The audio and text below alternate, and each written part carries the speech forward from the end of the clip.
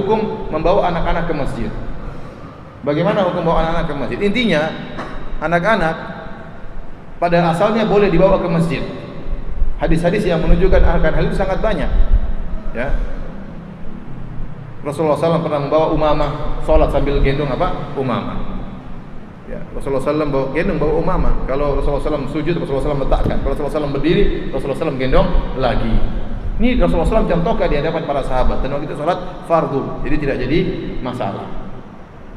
Kemudian juga dalam hadis Rasulullah SAW tatkala sedang sholat, tahu-tahu ada Hasan atau Husain naik di atas leher Nabi SAW. Jadikan Nabi kuda-kudaan. Sehingga Nabi SAW sujud sangat lama. Sampai para sahabat ikut sujud lama juga. Sampai sang perawi mengatakan, "Farafa'tu ra'si," saya pun angkat kepalaku, lihat kenapa Nabi lama sekali.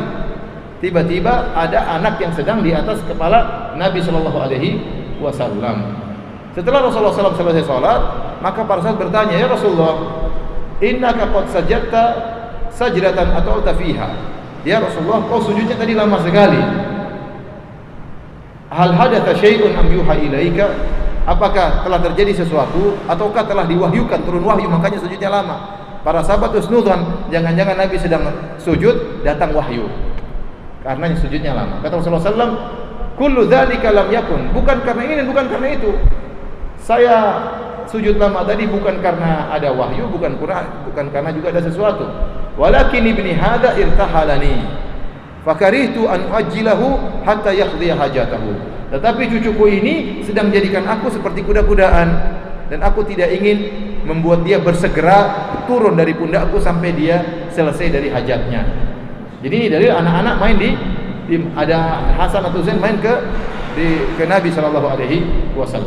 Padahal Nabi sedang sholat. Demikian juga dalam hadis Umar pernah mengatakannya, Rasulullah, segerakanlah sholat Isya. Ya, anak-anak sudah tertidur. Anak-anak sudah tertidur. Ini menunjukkan anak-anak dibawa ke masjid sehingga mereka ikut menghadiri waktu sholat.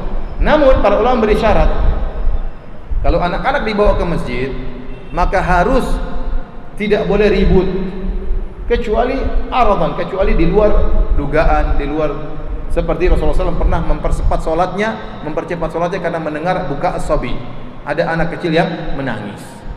Itu menunjukkan anak kecil dibawa di masjid. Sampai Nabi mempercepat sholatnya gara-gara ada anak yang menangis.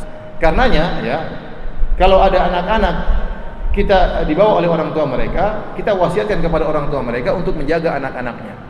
Bagaimana cara menjaga anak-anak tersebut? Karena anak ini memang harus dibawa ke masjid untuk melatih mereka pergi ke masjid, untuk melatih mereka menjadi anak-anak masjid, bukan anak-anak jalanan. Untuk mempersiapkan mereka menjadi remaja masjid, kemudian menjadi bapak-bapak masjid, kemudian menjadi kakek-kakek masjid ya belakangannya. Ya. Oleh karena sejak kecil dibawa untuk terbiasa ke masjid. Nah, kita wasiatkan kepada orang tua tatkala membawa anak mereka ke masjid, ditatar waktu keluar dari rumah menuju ke masjid, diingatkan, "Nak, jangan ribut di masjid. Nah, awas kalau ribut di masjid. Nanti habis sentil ke telingamu." Pokoknya begitu sampai di masjid dia tenang. Karena dalam perjalanan dikasih tahu, kamu jangan begitu. Masjid tempat ibadah, masjid tempat baca Quran. Jangan ribut, jangan ganggu orang tua, jangan ganggu orang lain, jangan bikin malu abi. Terus begitu sampai di masjid dia sudah tenang. Kemudian sampai di masjid kita suruh dia sholat sunnah. Kemudian waktu dia sholat di samping kita, jangan bikin saf di belakang. Ini banyak kesalahan sebagian imam. Mereka mengatakan, "Oh, anak-anak di belakang, anak-anak di belakang." Sudah bikin geng di belakang mereka. Jadi sebenarnya jangan, biar anak-anak sholat di samping orang tuanya masing-masing.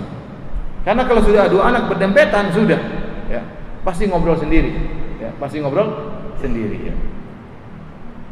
Makanya masing-masing anak-anak di samping walinya, ya samping walinya. Ya. Dan ini dalam rangka mendidik anak-anak untuk sholat. Bahkan sebagian ulama seperti Syekh Muhammad bin Shalih Al-Utsaimin mengatakan, kalau anak-anak ternyata sudah berada di saf pertama, maka tidak boleh dimundurkan. Kamu anak kecil di belakang, tidak boleh. Ya kecuali pas di belakang imam lain cerita. Kalau di belakang imam kan harus ada yang pandai, yang ngerti tentang fikih imam, yang menegur imam kalau salah. Anak-anak jangan di situ. Tapi kalau samping kanan, samping kiri, saf depan, maka tidak boleh dimundurkan. Karena mereka lebih punya hak utama, mereka yang lebih duluan sampai di tempat tersebut. Maka kamu enak saja datang merambat kemudian suruh mereka mundur. Khawatirnya anak-anak tersebut jengkel, tidak mau lagi ke masjid, tidak mau lagi ke masjid, atau dendam sama orang yang suruh dia mundur. Ya. Ini mudaratnya besar. Oleh karenanya anak-anak kalau sudah sampai saf pertama, sebelah kanan, sebelah kiri, biarkan saja, tapi walinya, orang tuanya harus berusaha menemaninya agar dia tidak ribut. Tapi kalau ada anak yang dikenal bandel, datang ke masjid selalu ribut, teriak-teriak, main karate-karate di masjid, ya, maka ini tidak boleh dibawa ke masjid, karena kemaslahatan umum lebih diutamakan. Memang orang tuanya ingin dia dapat maslahat supaya senang dengan masjid, tapi dia membuat kegaduhan. Kalau ada anak dikenal suka bikin gaduh, ya, maka anak ini tolong disampaikan kepada orang tuanya, tolong jangan dibawa. Kenapa? Karena dia teriak-teriak tatkala imam sedang sholat, orang-orang sedang khusyuk, kemudian anak ini pun ribut, maka tidak diperbolehkan. Tapi kalau wajar-wajar saja maka tidak mengapa, karena terlalu banyak dalil yang menunjukkan bahwasanya di zaman Nabi banyak anak-anak yang ikut ke masjid.